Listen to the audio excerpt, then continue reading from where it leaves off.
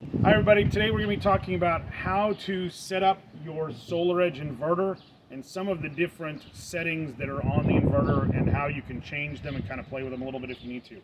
So first thing we're going to do is we are going to log into the phone.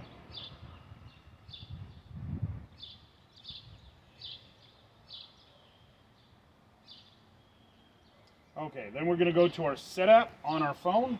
So that's a little app here. I'm going to let you guys just kind of see this. This is this app right here. It's the setapp for SolarEdge. We're going to go ahead and click onto that. It's going to ask us to scan our QR code. Our QR codes can be found on the side of the inverter, right underneath where the serial numbers and all that are found, right on that same sticker. So we're going to go ahead and scan that guy. As soon as we scan it, we're going to come over here to our toggle, which is in between, right next to our lights. We're going to pull that guy over to its right side, just for 2 seconds. And 1, 2, and then we're going to come in here and check our Wi-Fi settings. So Wi-Fi on, if we can see this here. And then we're going to look for the serial number for the SolarEdge inverter. It is always the same. So if you can't get into these, remember, check the serial number here and make sure it matches the top cover. So that's always the first thing if you can't get in.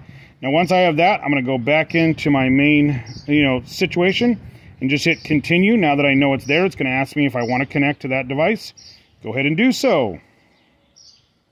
We're going to walk around the corner here to where we don't have so much sun here. And now it says it's complete. We want to go ahead and screenshot that. We're going to come here. This is where the firmware, usually there's firmware that needs to be uploaded. I just did that. It'll usually take 7 to about 30 minutes, mattering on how much firmware needs to be done or if there's batteries or other items. We're going to go ahead and hit continue. It's going to process for a second. And the first thing we always want to do after doing an update is coming in here to country and language, making sure it is set to US Rule 21 240. Now, if you look on the screen, it will actually, if you scroll all the way down to the bottom, it's always the third one from the top there. So you're good to go there. And then I always set it, even if it's already set. So you're going to want to hit it, say, yes, I want to do that. And then it will reset the whole device, okay? That is something you need to do every single time you turn on and off the inverter, okay? Now we can go over here to pairing. If we need to pair, say that this system has never been paired before, we're firing it for the first time. We can always go into status and see, do we have anything in the optimizer? Let's say it says 0 of 0. We want to make sure our DC disconnect is on, but if that's the case, we can go ahead. Let's say it's 0 of 0. We can go into pairing. You're going to click pairing. It's going to hit, you'll hit start pairing. Pretty simple stuff. It will start counting down at that point. Now, the next one you're going to see here is monitoring communication. Monitoring communication is dealing with the actual communication of the cell card.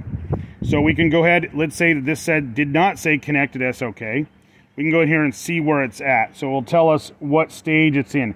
If it is DNS, usually it will eventually get to monitoring data SOK. So that's where we want to be, is at the very bottom. So we'll go ahead and hit done because we're all good to go there. That is also on the status screen. So if we go down here to the status screen, we can do the same thing on the status screen. Go ahead and hit it. It does the same readout again. We'll go ahead and hit done because it is all set to go. Now let's go back in here.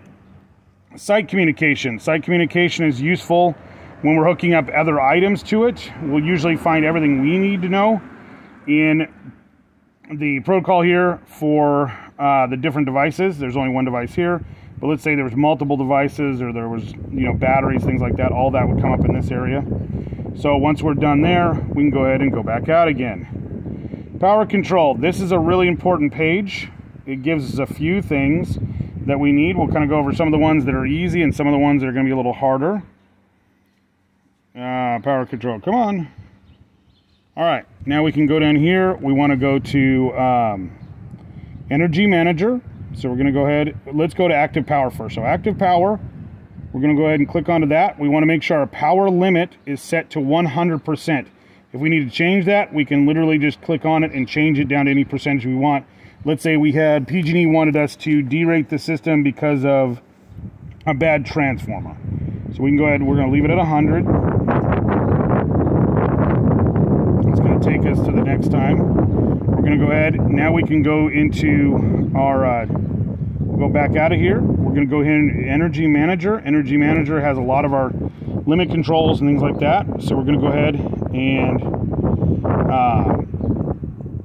this would be where you'd find your time of use, maximum use, as far as battery controls. So this is an energy control. And if you have the whole battery and everything set up, this will be where you'll find the backup only scenario, if that's what you have your battery set to.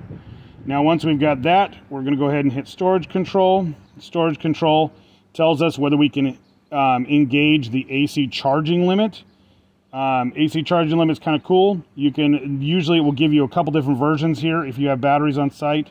That will give you whether you have the ability to trickle charge only up to a certain level or completely charge off the grid in an emergency. I usually leave that as AC charge no limit. Okay, and then you have some advanced settings that you'll see. Now you will see more on this page if you have batteries hooked up to the system. So once you've done a battery test and all that, it will tell you everything to wake up. So that's kind of where you're going to find that. Now if you come back out, all the way back out, you're going to see information. This is where we'll find any kind of air log. So if we come here to the air log, it says we got 3 errors, fairly common errors we're going to see. This was about 2 months ago, so none of these we're worried about. But it says we have a country code selection error. That's why we always reset the country code. It hit it again that same day, and that same day we had a meter error. All very common until the system's all set up. So I would expect to see those. So once I get all the way back out of there, we'll go over here to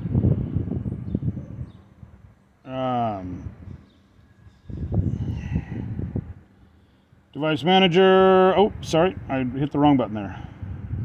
We're going to go over here to Maintenance.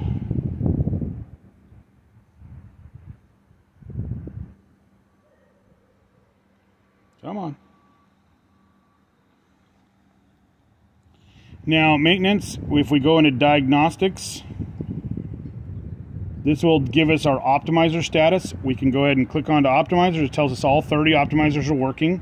If we wanted to see an optimizer that wasn't working, maybe one that was going down, but we knew, we were having troubles with that, we looked on our other app and noticed it was. This could tell us what our voltages are, and then we want to compare those to ones that are close by. So this one says 21 volts and 37. If we go over here and we test one that's right next to it, 21 volts and 37. So that's fairly common, saying the same thing, 20 volts and 37. So that's what we're looking for. If that was, let's say, 10 volts, that'd be a sign it was bad. Or if all the rest of them are at 30 and this one's at 20, that'd be something to be worried about. But that allows us to be able to see in real time what's going on. Is it a bad panel? Usually if we have low DC voltage, that would be a problem. If we had no voltage there, that would also be a problem. But it allows us to be able to see that. Now once we've done that, we can kind of come back out. This would be standby mode if you wanted to go in there and activate standby mode. Like let's say your jurisdiction requires that you disable the inverter until you have permission to operate. This is where you could do it and then reset it from the office if you'd like, which is kind of a nice feature.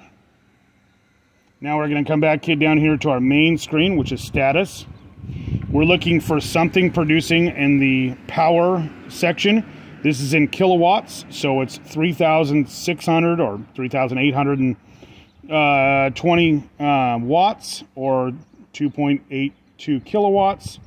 Voltage is coming from the street, so we're getting 240 volts from the street. We're getting 60 hertz from the street.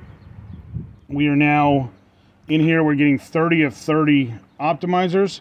You get an optimizer for every panel that's on the roof. So if you have 28 panels, you say 28 of 28. If it's something less than that, wait a few minutes. That can take up to 30 minutes.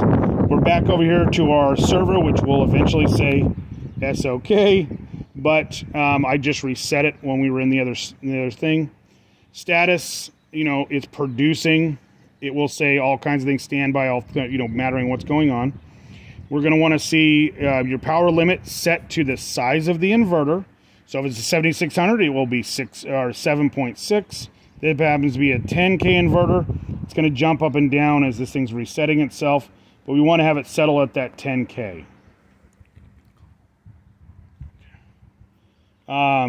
Switch is on. That's the toggle on the side. You're getting your DC voltage. Down here, you'll see that we're using T-Mobile on the communications. Today's wattage, this month's wattage, you know, the year's full and total. These are all real useful if you've gone to a system you're like, hasn't been working the whole time.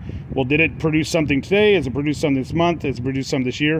If all those are blank, that means you're not getting anything at all. But this kind of tells you guys how to set up your inverters and get them all working properly. Now, just a heads up, as it's doing grid monitoring across the top, when it's doing that first thing, it will give you your power, your active power. And if that number is 0, and until it gets all the way down to 0 or down to 0 on your grid monitoring, you won't have anything in that. As soon as it does, you will hear the inverter click, click, click, click. That's a good sign. That's doing what it's supposed to be doing.